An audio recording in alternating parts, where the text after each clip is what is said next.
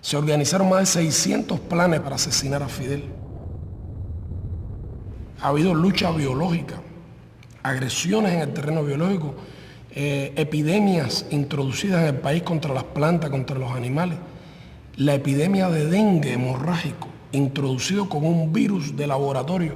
En menos de 3 años, 5 graves plagas y epidemias han azotado a nuestro ganado, a nuestras plantaciones y, lo que es peor, a nuestra población. La fiebre porcina, el moho azul del tabaco, la roya de la caña, el dengue hemorrágico y, por último, la conjuntivitis hemorrágica, que han causado considerables daños materiales y humanos. En el año 81 entra en Cuba, en forma no natural, el dengue 2. Este dengue 2 aparece simultáneamente en 3 lugares de la isla a 300 kilómetros uno de otro.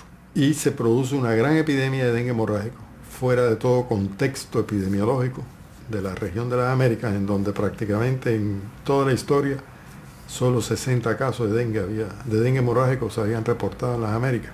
Y la epidemia cubana se reportaron 10.000 casos de dengue hemorrágico, con 158 muertos, de ellos 101 niños y 57 adultos, y un costo económico de $103 millones en 4 meses, pero logramos controlar la epidemia. En los años 90 comienza todo un complot para destruir el turismo hacia Cuba, que crecía en aquellos años. ¿Por qué vía? Por la vía de poner bombas en los hoteles. En el instante en que yo me percaté de que ya no había nadie, me levanté y me dirigí a poner el explosivo.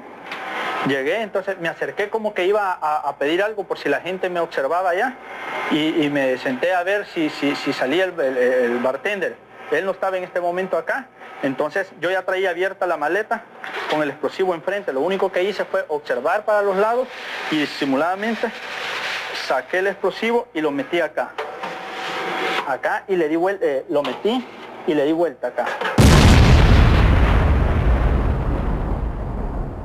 No es solo acabar con la revolución cubana causando hambre y desesperación al pueblo cubano, pero además también matando gente inocente. Hay miles de familias cubanas que perdieron un familiar. Más de 3.000 cubanos han muerto víctimas de acciones terroristas a lo largo de todos estos años. Eso es lo que se llama terrorismo internacional, que existió y que existe, que nació del patrocinio de determinados sectores norteamericanos, en los cuales los Bush ocupan un lugar privilegiado. En septiembre del 98 arrestan a 5 compañeros cuya misión fundamental en la vida era precisamente enviarle a Cuba esas informaciones, esos datos que hubieran podido ayudar a frustrar las acciones terroristas. El gobierno norteamericano conoce que existen porque Cuba le ha entregado información detallada de quiénes son, dónde radican, qué hacen, qué organizan. Sin embargo, nunca han hecho algo por protegernos, lo ignoran realmente.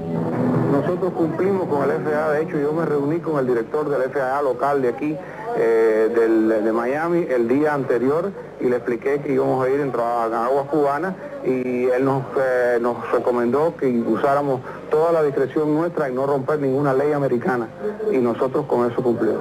¿Crees que, o sea, tú estás convencido de que no violaste ninguna ley americana? Yo creo que no, ninguna. ¿Y cubana? Eso no me importa. Estados Unidos miente cuando habla de una supuesta lucha contra el terrorismo. El gobierno de Estados Unidos transmite con emisoras de radio y con emisoras de televisión desde Estados Unidos, desde aviones de la Fuerza Aérea, tratando de borrar las estaciones cubanas, es decir, violando nuestro espacio radioeléctrico. La llamada Radio Martí y la TV Martí. Esos dos engendros.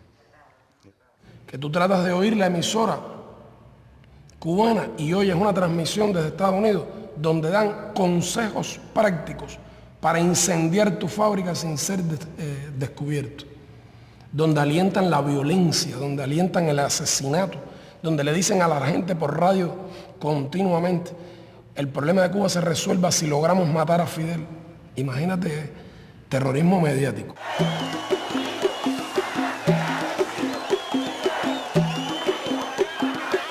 Si el pueblo cubano tiene algún mérito, es sobre todo su proeza de los últimos 15 años. Porque durante los primeros 30 años de la revolución teníamos el bloqueo, pero teníamos las relaciones con la Unión Soviética, los países socialistas. Ellos compraron nuestros productos, ellos nos vendieron lo que Estados Unidos nos negaba, ellos nos dieron crédito, nos permitieron acceder a tecnologías que muchas veces eran tecnologías más atrasadas, gastadoras de combustible, pero bueno, eran las que podíamos y así fuimos desarrollando nuestro país.